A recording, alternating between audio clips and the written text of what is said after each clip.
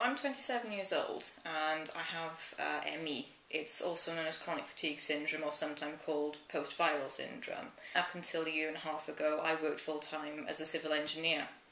Absolutely loved my job, and it was a terrible day when I finally had to throw in the towel. My symptoms had been getting progressively worse for a number of years. They'd always been the issue of chronic fatigue, widespread muscle and joint pain, nausea, sensitivity to light, which is why I wear sunglasses, and a number of other symptoms. I also suffer seizures and lose consciousness on a regular basis, and unfortunately it just got too frequent, and my employees became very concerned, and it just wasn't safe for me to continue doing my job.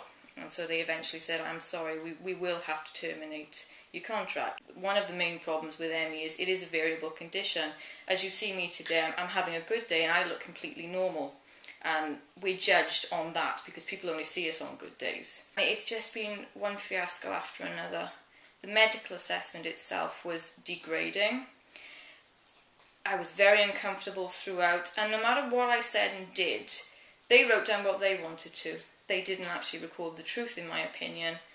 For example, I went in on crutches for this particular assessment. They wrote down that I didn't need any walking aids, and I apparently stood up a number of times, and I carried out movements according to them that I actually didn't. I refused to carry out because I knew that if I wasn't comfortable doing so, I had the right to do that. But even so, they recorded nonsense, basically.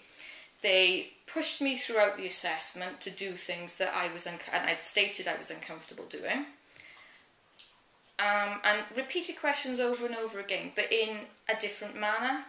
And the problem is, when you suffer from things like brain fog, as people with ME and various other chronic conditions do, it can throw you off, and you can give an answer that isn't necessarily accurate. I was then turned down.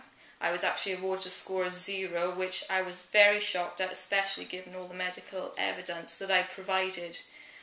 And so I've then had an 8-month wait for the appeal to be heard at a tribunal. And I was amazed. The morning of the tribunal, I was actually contacted by the clerk of the court.